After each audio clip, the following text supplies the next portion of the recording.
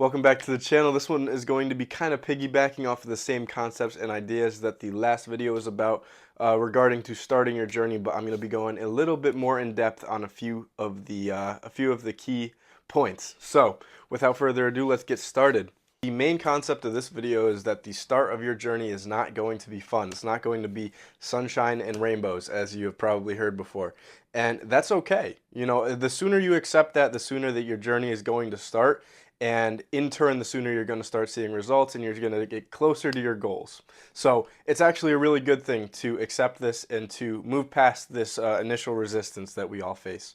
So to explain this concept of starting your journey, I'm going to explain it in Newton's first law. You've probably heard of it before. An object in motion stays in motion unless opposed by an equal and or opposite force. So what does that mean in layman's terms? What that means is that you are not going to start unless you put an effort in to start, and you are not going to stop unless something stops you from going. So the start is going to be hard. You're going to have to put in some initial effort, but after you get started, the rest of that process is going to be much easier to continue. I'll give you a quick example. I came up with this video idea actually when I was riding the stationary bike at the gym earlier. And what came to my mind was when you start riding the stationary bike and when you start pedaling your legs, it's much harder to start the pedaling process as compared to keeping it going, right? Once you get pedaling, it's a lot easier to keep your legs going in that motion. But starting it is very difficult because there's a lot of resistance at first. Now, this is the exact same thing with starting your journey. When you first start, it's going to be like, oh, I have to change my diet, I have to change my exercise, I have to wake up earlier maybe, I have to change around my schedule, so many different things, and it seems overwhelming. But the truth is, once you get into this new schedule, this new process, we're all creatures of habit, so you're going to eventually fall into a process that works for you. And it's actually, if it's not the same difficulty as your current life now, it might actually be easier because you're optimizing some of your health and some of your other, processes that your body goes through. So if you are waking up at a normal time and going to sleep at a normal time consistently, you actually might see some benefits from that go beyond the weight loss, that actually spread into your other areas of life, such as your job, your profession, your social abilities, and your social interactions. So there's many benefits to the fitness and to the weight loss that are deeper than the surface level.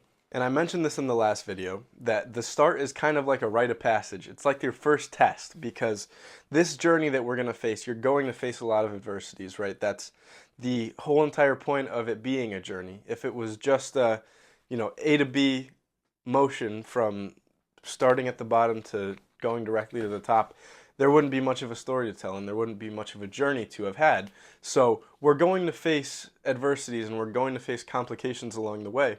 And the start is a very good first challenge for you because you're proving to yourself that you have it in you to get past these adversities.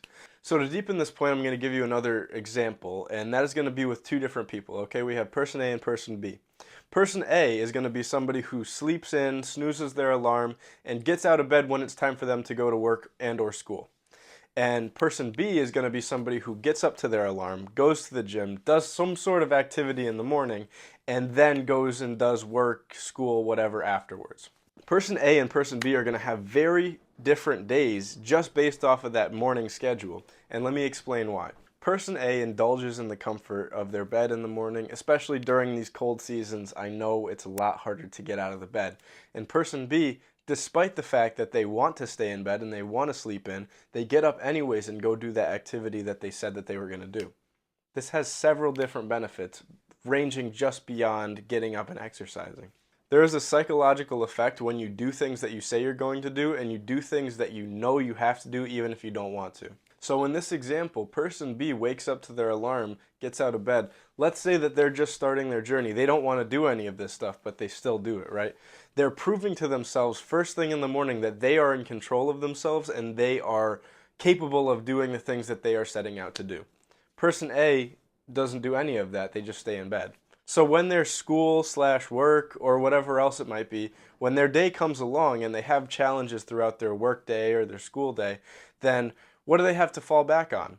what they have proven to themselves, right? So person A has not proven anything to themselves other than that they can't wake up to their alarm and they snoozed and procrastinated their way into their work this morning.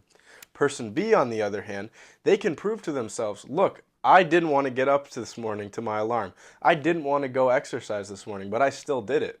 And that means I'm capable of a lot more than what I initially think.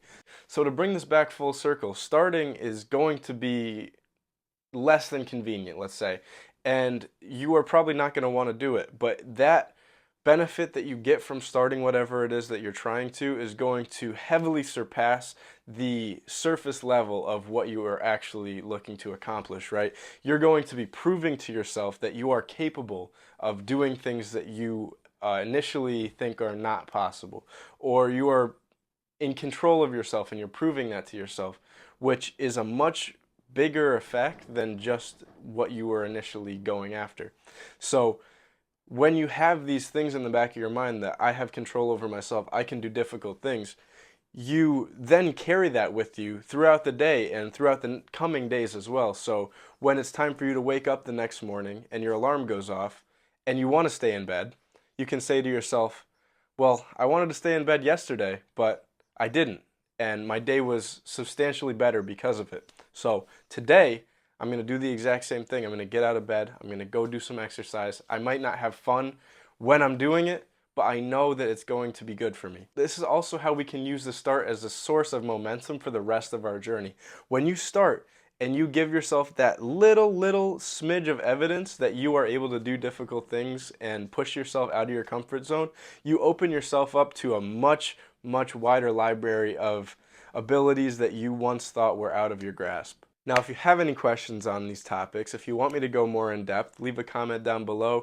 If you enjoyed this video and got something out of it, leave a like on it. And if you want to stick with me, I got 33 weeks left until my show time in September, where I'm doing a bodybuilding show for the first time after losing over 200 pounds. Subscribe to the channel. I love you guys. Go do your cardio. Peace.